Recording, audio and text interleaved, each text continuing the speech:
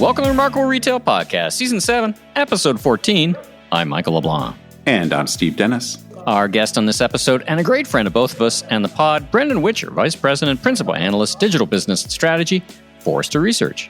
Well, you know, the only issue with having Brendan on the podcast is he's very shy and retiring, and so it's very hard to elicit the insights from him. But somehow we overcame that and got to some really juicy things about what retailers are focusing on. Yeah, it's our second time having him on. I think it was early on, Season 2, so it's great to have him back. And for those of you out there following us on social media, need a bit of your help. If you don't mind, we're nominated for the Top Retail Voice Award. We'd love if you would help us win by voting for us. We'll put the details in the show notes, but you can also go to usvendororawards.awardsplatform.com. You got to register to vote, so that you got to take a bit of a step there. Some people said, "Hey, I can't vote. You got to be registered." It's a simple register to vote process, and vote for the Remarkable Retail Podcast in the Retail Voice Award category. So please do that if you have the chance. And speaking of voice, if you hear something a bit different in my voice, I'm live here on site recording some podcast stuff for the Food Professor podcast, and I'm at the Canadian Coffee Association conference, so maybe a little bit of background noise that might sound a bit different. So just wanted to make sure everybody knew that. Let's jump right into the news. So WeWork, I mean, long expected in some ways. What a story. What a value to bankruptcy. What does it tell us more broadly about maybe less venture capital, but also just office spaces? I think there's a real crisis coming in office space. We've touched on it, but yeah, that's the thing, because WeWork is not a retail story per se, and I don't want to be Chicken Little here about some of the things that might be brewing more broadly. But right now, and maybe you know the Canadian numbers, but more than 20% of the office space in the U.S. is vacant. Yeah, it's about the same. And, you know, it remains to be seen exactly how many locations WeWork will close, but I think they've got about 900 or something, and the expectation is they're going to close quite a large number. This presumes they're going to be able to organize themselves out of bankruptcy. So that's not coming at exactly an ideal time. And I think there's just this growing concern, which, yes, we have touched on it in terms of what's going to happen with the refinancing of this office space. A lot of banks and other lenders are on the hook for some of this debt. There's also some growing concerns, not only that this will have ripple effects through the banking world more broadly over the next year or so, but we're starting to see bankruptcies in general, including retail bankruptcies, tick up. I believe this year is already more retail bankruptcies than we've seen in the past few years, and there might, people might recall there was a little bit of a COVID thing going on in there. So, yeah, it's just something to keep our eyes on for the future. The other thing that's kind of related, or not related, but just another kind of thing to watch out for. We've talked a bunch of times about how the big savings that had accrued during the pandemic has been dissipating quite rapidly. We're also seeing consumer debt really start to go up. So we just saw a report this past week that credit card balances have spiked by 154 billion year over year. Now, when I first heard that number, that sounds like a lot, but I didn't really have any basis for comparison in the abstract. But it is the largest increase since 1999. So a little bit of inflation in there, of course, but that's also something that I think suggests some headwinds. Let's get to the other end of spectrum of success. If WeWork is in bankruptcy, the other W, Walmart, hitting an all-time high. They're firing on all cylinders. We talked about them last week. Great news out of Walmart. Not much new to say about it, because, yes, we did talk about it last week in terms of their performance has been very good, but also their big bet, though I think it's a pretty safe bet, of spending $9 billion to upgrade their physical store fleet. But on the heels of that news, they hit an all-time high. So that's pretty good for a obviously very well-established retailer, pretty mature, but they keep going to new heights, which is pretty exciting. So congratulations to our friends in Bentonville and elsewhere around the world. Let's talk. Funny, we forgot about this in rehearsal. Let's talk about another W, Warby Parker. But back to another part. Really, Warby Parker is seen, at least in my mind, as one of the most respected digital native vertical brands. Like they really kind of had it together, but they're bumping up against an all-time low, and earnings were fairly mixed. What do you think? Yeah, so you're right. They've been around a while. Generally speaking, their results have been better than a lot of the so-called wobbly unicorns we talk about. They reported sales up 14%, which is pretty solid. If you look at some of their customer metrics, things like average sales per customer, retention rate, those kinds of things, which they do a good job of going through in their investor presentation, those were all pretty positive. And they've made some headway on reducing costs, as I think we've talked about in their last earnings release or two, but definitely losing some momentum and being able to translate that sales growth into really reducing their losses. Now, some of that is related to the mix of their business. There's clearly a little bit more promotional pressure as they've gotten into contact lenses and services and things like that. It kind of changes the profit dynamics. But I think the main thing that's going on is that they're not leveraging their new stores into profits all that well. They had 30 new stores this past year, and you'd think that would, I don't know, I think I talked about this actually with their last earnings. I've been a little bit suspicious about how well these new stores are really working, because as they've added all these new stores, I think you would expect to see more top-line growth. The other thing that's interesting to me is they say they're going to get to 900 stores. Yeah. They ended this period with 227. That's a long way to go. 30 new stores per year. It's run rate. I think for somebody who thinks about getting to 900 stores, you'd expect they'd be opening 50, 60, 70. Now, whether this is a function of the economy being a little bit weak, interest rates being high, they're kind of slow rolling it a little bit to pick up speed, perhaps. But to me, as I look at the numbers and some of the comments they made, I'm not sure their store expansion is firing on all cylinders. So that'll be something to watch as we go forward. But anyway, yes, their stock after this news is not quite at an all-time low, but getting pretty close to it. Wall Street did not like this report. They also gave a fairly tepid outlook. So, something to watch. I think I want to play the unicorn theme for our next two. Do you get a royalty every time that plays or something? So the wobbly unicorn theme, and I guess it kind of applies. I could have, applied to Warby Parker, but let's talk about ThredUp and TheRealReal. We've got results going in two different directions, but I think there's a similar pattern going on. Talk about first what you saw in ThredUp. Well, with both of them, they're both in the resale space. ThredUp more moderately priced stuff. TheRealReal more kind of on the luxury higher end side. In ThredUp's case, pretty solid growth, I guess, against the backdrop of the slowing economy. Up 21%, a little bit of expansion in gross profit. They've made some good progress on reducing their losses. Active buyer stats are pretty good. The thing I guess that struck me is, with all this talk about sustainability and these exciting new disruptive resale models, these are still pretty small businesses. ThredUp's expecting full year revenues in the range of about $320 million, which is not that big a business at this point. And similarly with TheRealReal, their sales actually were down, but they are very much trying to get more focus. And I think if you look at some of their stats, you can tell that they're trying to narrow their focus on the more profitable customers and getting out of some segments that don't look to be so challenging. So they're making progress on reducing their losses, but still negative operating margin.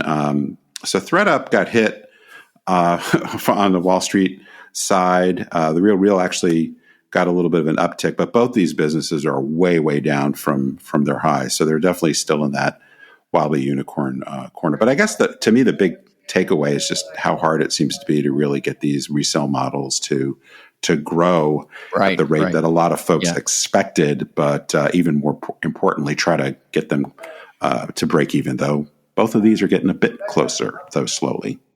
Last news item, Bed Bath & Bye-Bye. Overstock CEO is out. Don't blink and you'll miss him. This one caught me off guard. What happened there? I think it was some activist that the seat was barely warm when he left, kind of thing. What's going on? Well, yeah, we talked about this last week that their first quarter post acquisition of Bed Bath & Beyond, Overstock reported not a great quarter, and they had to do some song and dance, I guess, around needing to relaunch the Overstock.com website, putting a bunch of money to try to really activate this new rebranding. But yeah, they decided they needed to make a change at the top. So I think his name is John Johnson, not to be confused with Dick Dixon at Gap. Some more interesting names in retail. So yeah, he's out. And they've got an interim CEO. We'll see who ends up getting the top job over the long term. They also announced, almost simultaneous to Jonathan Johnson's departure, that they will be rebranding the company to Beyond, just Beyond. Oh, not Bed Bath & Beyond, not Overstock, just but Beyond. So I don't know. All right. Well, there you go. Well, my advice to you is stay close to your phone. They may be calling you up for a bit of advice, and oh, God, they need some help. So if you're listening, Beyond folks, call Steve. Well, that's it for the news. Now, I wanted to, on a more somber note, I want to dedicate this episode to a client and industry colleague who passed away suddenly over the weekend. Steve Kuntz, the founder of Blue Star, global solutions distributor. I work with their Canadian leader, and Steve and his colleagues on the board of the RSPA, and he passed away suddenly this weekend. Real pioneer, real entrepreneur supporting the retail and restaurant industry. So I wanted to dedicate our episode to Steve. Now, let's get to our interview with Brendan from Forrester. Well, we're delighted to welcome Brendan back to the podcast. Brendan, where do we find you today? I'm in Boston, my home, where I live now, working for Forrester Research. For people that don't know, you were on our podcast way back when, almost, I think, 2.5 years ago or something, when about 17 people were listening to it. But now, we've blown up. So it's a huge audience. So this is probably going to change the trajectory of your career coming on a second time. Congratulations are in order then. Congratulations on the success. For folks who may not know who you are or what you do, or maybe living under a rock and not know about Forrester, just tell us a little bit about yourself, your background, the work you do at Forrester, and what is a Forrester? Yeah. Good question, because I didn't even know when they called me to come work for them. Forrester is a research firm, so we look at data and understand trends and things that are going on in the space. We serve all kinds of industries, but we aren't a consulting firm as much as we are a research firm, which means we look for trends, we look for ideas, we look for things that are going on. We report on them through white papers, and we try to get that IP out into the public through relationships we have with our clients. We mostly serve Fortune 1000 companies across the globe in each region. So, but of course, and there's also vendors we serve in all categories. That's what we do. And a little bit about me. So I am vice president, principal analyst at that company, and I cover digital business strategy for North America. I have a background prior to being an analyst in retail, actually, interestingly enough.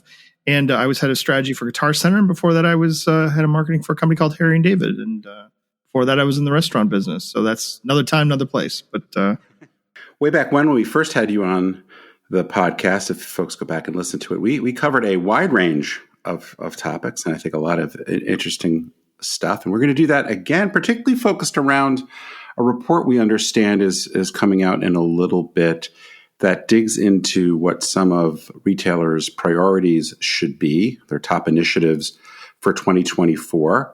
Tell us just a little bit about the report, and then we can dig into some of the findings. And what's it even like? Like, how do you put together a report that tries to capture the retail industry's top initiatives and priorities? Yeah. It's funny. When I became an analyst, I went to the NRF show, and I was walking around, and I saw a friend of mine, an industry friend of mine, who, you see those big, long carpeted red carpets, right, that are at NRF, in the expo hall. And I looked down the aisle, I saw this gentleman, and I was like, wow, he looks terrible, right? Like, just awful. And as many of us do at NRF. No, wasn't you. But I was like, and I walk up, I'm like, hey, how's it going? He's like, and the long and the short of the conversation was, he goes, I'm being presented everything as if if I don't do it all, I'm going to go out of business, right? It's too much. Everything is presented equally as important. And so I'm not getting any value because I'm not really understand like, what are people really working on, right? And so I had a little light bulb go off and I say, hey, I'm an analyst now. I can do this kind of stuff, right? So I started interviewing the next year. I started interviewing retailers and brand professionals, people who worked in the industry, Forrester clients mostly, and asked them, like, despite all the hype, despite all the media, despite what everyone's talking about, what are you actually going to write checks for next year? I mean, what is it in your budget, right? So that became a very popular idea. So I interview this year. I don't remember how many times we've done it, but a lot. This year we have 95 industry professionals participating in this. All names you heard of, I promise. Probably names you shop with and buy from. And they contribute to this report and say, well, here's where we're actually going to make investments. And just the last point on this is why that becomes important is because consumers' expectations are driven by what we do and don't do, right?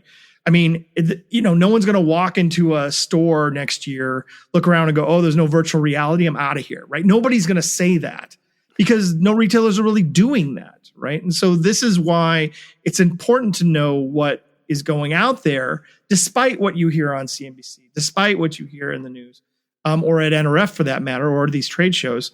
It's important to know what the industry is really going to be delivering so that you can make sure you don't miss the boat on something that everyone's working on.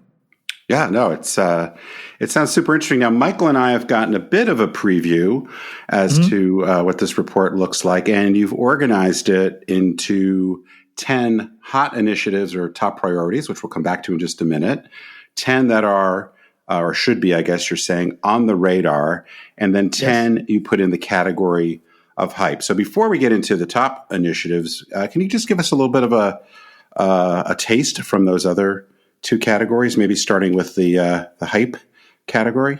Yeah, I think it's important to note that with the hype category, it's the lowest category, right? These are categories where the way we ask the question in the survey is these are items that I believe as an industry professional, right? This is we're asking them in their first person. As an industry professional, I know that we will make very little investments in this, or I believe very few of my peers that I talk to are making investments in this category for the next 18 months. So we did this survey probably about 3 months ago. So it's all of the remainder of 2023 and all of 2024. So this hype category, you're going to find things in here. There's some stuff that just has lived there for a very long time, like cryptocurrency, robots, augmented and virtual reality, even live streaming commerce has lived in this category for quite some time. This is the hype category. This is the ones that you hear a lot about, but actually not a lot of retailers and brands are actually planning on spending any money on it, which means you're probably not going to see a lot of it in the market, which means consumers aren't going to expect too much of it. Let's stick on that hype cycle a little bit, because I'm fascinated by how it actually happens. I mean, there's some demonstrably just wacky ideas that have, I don't know how we want to say it, punch above their weight, or just have a dominance of thought that really may never even happen. How does that, as you sit back and watch, and you're like, how on earth are we all talking about this insert here thing now? How does it get so powerful? Well, that's easy, because the job of journalists is to create clicks, right? Like no smart journalist is gonna put out an article that says everybody's still doing omnichannel, right? Like no one's gonna click on that, right?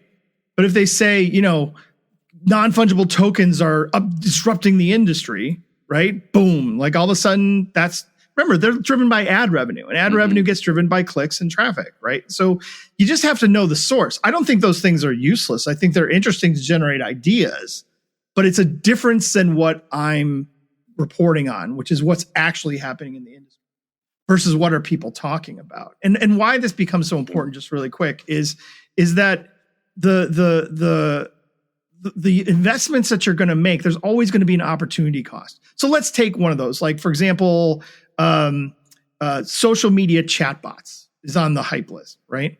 So Why is that important to know? Well, because if you do that, it means you're probably not doing something else. Right. Most retailers that I know cannot work on all 30 of these initiatives. In fact, they can probably only work on about 3. And so it's important to not take up one of those slots with something that no one else is really working on, because they're not going to be out there a lot and they're not going to create that differentiation that you need to worry about. So that's really the reason the hype list is included, not just the hot list, but we include the ranking so that people can understand that these things I hear a lot about are actually just a lot of noise. Let's talk about a few that should be on retailers' radar screens in the next year or so that live in a bit of a different place, that may not be getting enough attention, that aren't clickbaity enough, but really are important to survival or growing their business. Yeah, I think you're referring to the on the radar stuff. This is stuff that sits in the middle, like the 11 through 20 on the ranking list.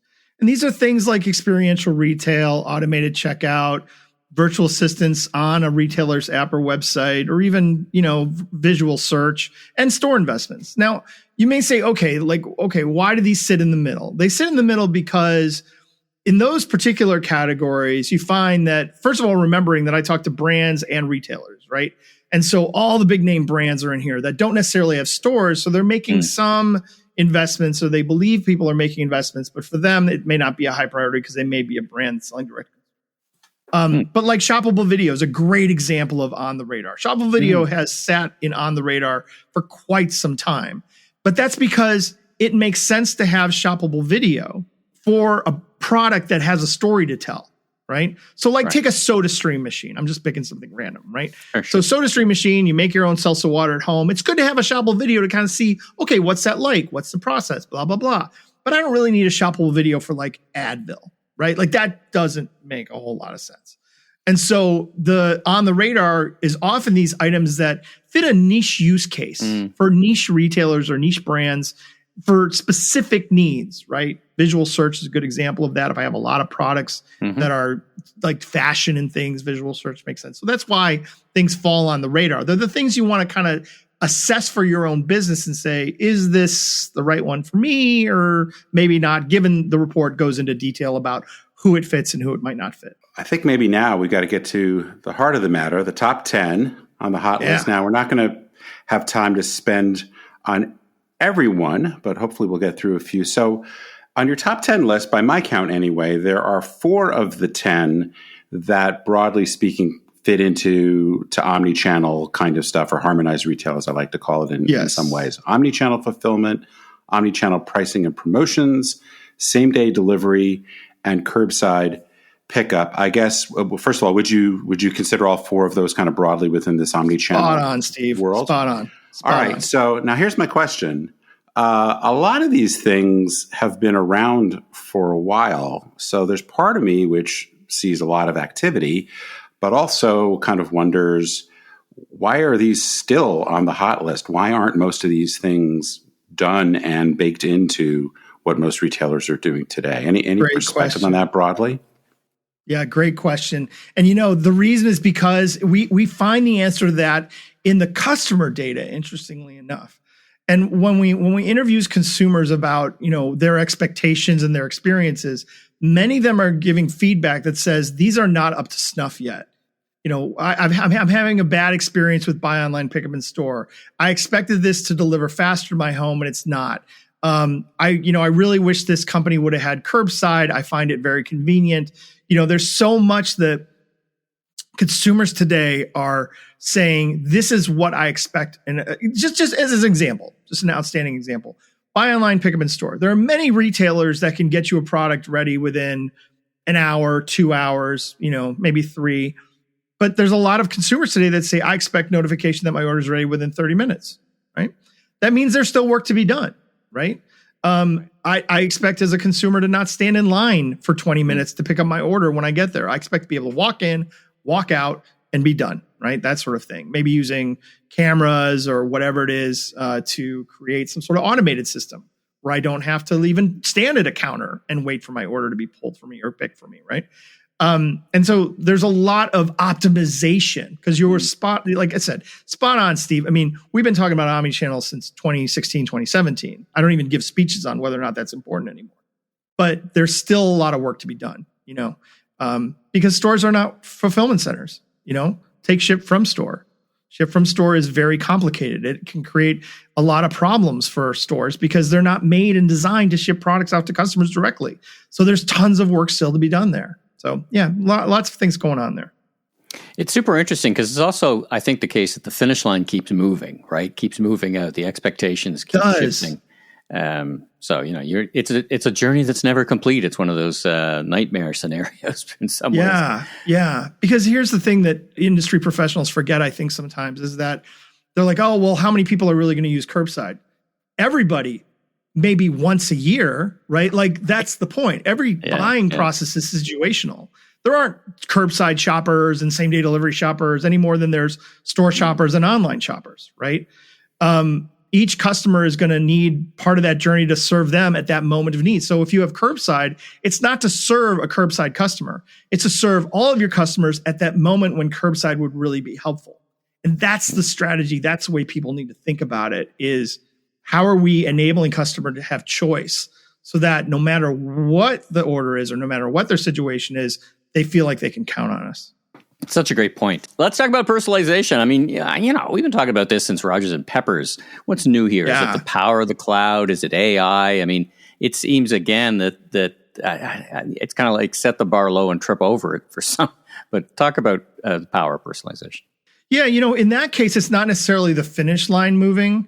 It's more of a case of redefining personalization entirely. So it used to be back in the day when, we all worked in the retail offices, personalization was basically just monopolized by the product recommendation engines and called personalization, right? If you were going to do personalization, it meant we're going to recommend a product to you. Like it was synonymous for that.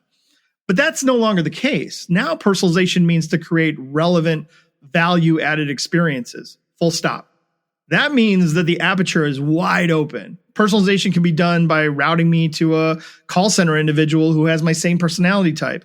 It could be, being able to connect me through my app to the local store associate that I love to work with all the time and making it easy for me to do that because that's what I want in an experience, right? There's really no end to what personalization should be. In fact, I would be so bold. I am an analyst, so I'm probably just going to be an analyst here. But the thing of it is that I think everything is personalization to some degree, right? It's either an experience or you're making it better for the customer. And I don't know how you would say it's anything but personalization in some ways. As we used to do, basic segmentation, then advanced segmentation, and now we're moving to individualization. And as we do that with things like generative AI, natural language processing, computer vision, things of that nature, I think that we are definitely in a new state where the aperture gets even wider because not only can we create personalization in more places, but the data we have allows personalization to be more accurate and more personal, right, in nature so that customers feel like, yeah, this really was for me. And I think it's an exciting time to be working on personalization, which makes sense why it landed at number 2. What an example, getting put over to the call center rep that has a matching personality. That'd be great. It's like a swipe left and, I just imagine the people will be talking. It could be a real downer, though, if you're like an Eeyore type or something like that. I know. It's like, well, then you get on with an Eeyore type. That's the thing. That's what I mean, right? Yeah. If you're like a chatty Cathy and you just like to talk, that's great for the people who want to do that. But if you're a get to the point person, that person's going to drive you crazy, right? And you will remember the call because of how you felt about it. See, that's the thing. Like people don't realize that in retail, we're all just, and Steve, Michael, you both know this. I've seen you talk about this many times. You're very, very wise in this way. Like I know that retailers and brands can't win customers anymore by what they carry, right? Everybody's got the same stuff, right? Yeah. It's really about the emotion we evoke in the experience, right? And I'm not talking about surprise and delight. We're probably not going to surprise and delight customers, but we can disappoint them. And we can do it rather quickly, right? Yes. And so it's really about just making sure we don't do that. And in a lot of ways, like a customer just wants to buy Advil, they just want to move on with their life. Like when you make it seamless and easy, they're not going to be joyfully happy for the rest of the day, but they will at least not want to leave you, right? And so I think that's part of it, I think. So there's actually a couple of the top 10 that seem related. So you've got number 3 is advanced business and customer analytics. And then a little bit further down the list, you've got AI. I'm curious what the distinction is that you're trying to make here, I guess, without the benefit of the full report. We couldn't glean that. Yeah. But what would you have to say about that? And even tying it back to how to advance personalization. Yeah, absolutely. You picked up on the dovetails there. Advanced business and customer analytics. It kind of harkens back to what I said earlier about you can't win customers because of the products you carry. Most of my clients have come to the realization that they're not going to win customers that way. They feel like they're losing customers not because of their assortment, but rather because their competition knows the customer better, right? They know their business better. They're able to create operational efficiencies that allow them to have more marketing spend. It's about being smarter about your business and smarter about your customers. And so advanced business and customer analytics actually has been something we've asked about for the last 8 reports, I think. And in 2017, 2018 is when it really popped up to the top. At least I think one year was actually the top of the hot list. So it definitely is there. But AI wasn't there 8 years ago, right? And so we kind of, I might argue that AI isn't necessarily an initiative, but companies going out there looking for solutions that have advanced or transformed because AI is now available, that's more of that. But to your point, I think the dovetail there is that, yes, AI is being used a lot for knowledge workers, right? But it's also being used in operations to automate processes, and that doesn't really fall under business analytics, if you will. So gotcha. That's why it is at number 6, and it is very hot as a topic, of course. But there still remains a lot of questions about it. And so while there's a lot of investments being made, I think it's a lot of test and learn. But surely we will definitely see some outputs. We've already seen them in 2023, and we'll see more. Excellent. Well, one last one. As I said, we're not going to go through all 10, partially because of time, but also we want people to dig into the report when it's out in a few weeks' time. But the last one I was interested in is guided selling solutions. Now, I know a little bit about that in kind of old time speak, because we used to talk about that way back when I was at Neiman Marcus, but it was much more in the context of, that's right, of human beings, not perhaps all that is embedded in guided selling solutions. Tell us about what that's about. Yeah, I'm a huge fan of this particular one, and the reason I'm a big fan of this one is because, the reality is that we all know what it feels like to go into a store, engage with a very knowledgeable sales associate, and not just how much better that experience is especially when we're shopping for things that we're not so confident about, we have questions about, we're unsure about, we're not sure if we're getting the best price on something, we're not sure if we're buying something that's appropriate for our needs. We have lots of questions, and when we have that great associate, it just makes all the difference in the world. Our digital tools today are woefully inadequate for creating that experience, right? We go to a website and we're on the homepage and we're being thrown by a lamp, by a shirt, by a toaster, right? It's like, can you imagine that experience in a store where associates walked up to you and said, "Would you like to buy a lamp?" Right? You'd be like, right. What is happening here, right? Here's some random stuff. I mean, that would be ridiculous, right? And yet that's exactly what we do on our digital properties, right? Before we even know what the customer's interested in, we show them stuff. And then when they start clicking on things, like let's say a leather jacket for me, right? You're like, okay, they want a black leather jacket because he clicked on a black leather jacket. So now it's like go time. We know his intent. So let's just blast him with everything. We'll retarget him all over the place. Let's give him a coupon, right? It's almost like you can't wait to create that conversion. And really what you need is more conversation, right? And what you need are these new digital dialogues with customers and say, okay, we know you want a leather jacket, but you care that it's long, short, real or fake leather, that it's got a collar, that it's got a liner, that it's got zippers, that it's got buttons, right? There's so many things that a good associate would ask about to get me to the right thing. Now, you may say left nav accomplishes that. I would argue no, left nav doesn't actually accomplish that because a lot of times taxonomies don't work that way. A lot of times customers don't want to go through that process. And so I think guided selling solutions in what their vision is to be, which is that more of a digital assistant that gets you to the right product faster. I love the concept because there's already proof of concept of it, which is the physical store. When you get it right. And it just, that the top salesperson just goes through this process with customers and they generate sales. And I just am so amazed that we've spent as long as we have without this type of solution on websites, but we're seeing more and more of it and I'm excited about it. Don't you think a little bit of that is what we measure? If you're in the e-commerce side, you're so often it's cart abandonment rate, conversion rates, things like that. It doesn't necessarily lead you to spend a lot of time and investment on some of these more complicated or esoteric ways of directing. I know, Steve, that you like to have controversial podcasts, so I'm going to say something here that I think is controversial. Oh, excellent. If we don't like, we'll just cut it out. To be honest, I think it's mental laziness, actually. Because what it was like, well, we don't have to learn anything. We can just look at click patterns and cookies. Great. Well, then we don't have to do a lot of work, right? Like it was almost like accepted that we could assess a customer's values and what they need and what they want just through these fascinating tools like click data analysis and, cookie tracking and little pixels on web pages, right? We gave ourselves a pass as an industry is what we really did. And that worked for a while, but nowadays that's just created this, what I call digital sameness, right? It's rather pervasive in the industry where all experiences are basically the same. And now you don't have that uniqueness anymore. And I think these guided selling solutions get us back to that sort of next evolution of digital properties being more humanized and being more for the individual and individualized. Again, tying back to the personalization initiative. I think we're going to see more of that. Well, I hope so. I think it's super interesting. Well, before we let you go, maybe a little bit different topic. I'm definitely eager to see the whole study when it's out. It sounds like there's going to be lots of stuff to explore, and perhaps generate a little bit of controversy among the industry.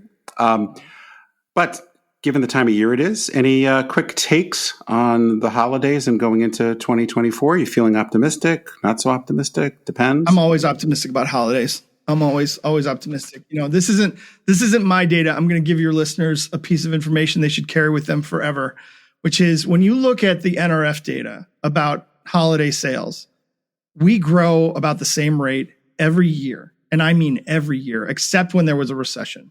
Right, it's between 2 point something and 5.7%, which isn't a big enough spread to really care that much. And that is the case no matter what the consumer confidence number is, no matter who's president of the United States or what's going on in the world. Grandma still buys the grandkids socks, right? Even if she's got to eat mac and cheese for a week, she's going to make that happen. So it's sort of just like how it goes. We buy things, we spend at holiday, right? And so I'm always optimistic because the data is telling me to be optimistic. It's telling me there is no reason for it to go down. I don't care what the confidence number is. Like overlay the consumer confidence number the last 20 years with retail sales, they have absolutely zero correlation or causation. Zero. Right.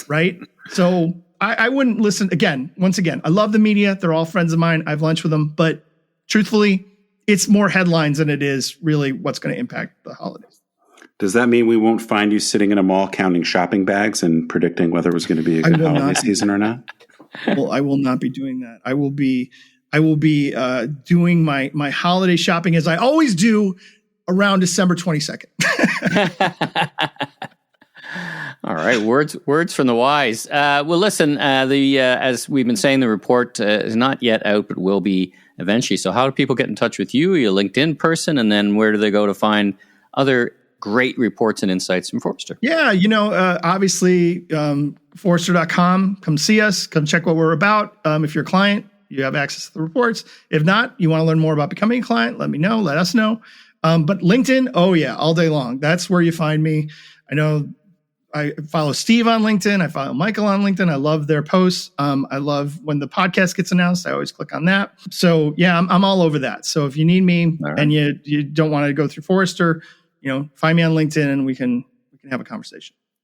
Well, thanks, Brendan, for being once again our guest on Remarkable Retail Podcast. Stephen, I really appreciate it, and we really welcome each and every time we have the chance to speak with you. I learn something, so it's really fantastic the work you're doing, and thanks for it. I think it's makes for a better industry. So, listen, have a great rest of your year. Good luck with issuing the report. We'll likely see you walking the tired halls of the NRF show in January. I'm already scheduled. I'm already scheduled to speak. Yeah, I'll be there. Well, that's something to look forward to. So everybody can check that out. And but until then, be safe travels, and thanks again for coming on the pod. Thank you. If you like what you heard, please follow us on Apple, Spotify, or your favorite podcast platform so you can catch up with all our great episodes, including renowned author, entrepreneur, and leadership teacher Seth Godin, talking about his incredibly timely and urgent book, The Song of Significance, a new manifesto for teams.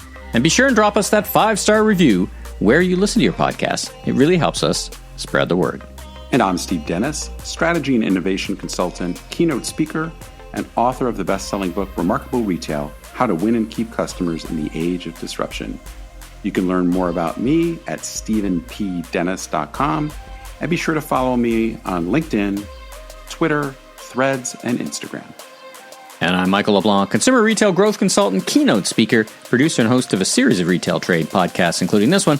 You can learn more about me on LinkedIn. Safe travels, everybody.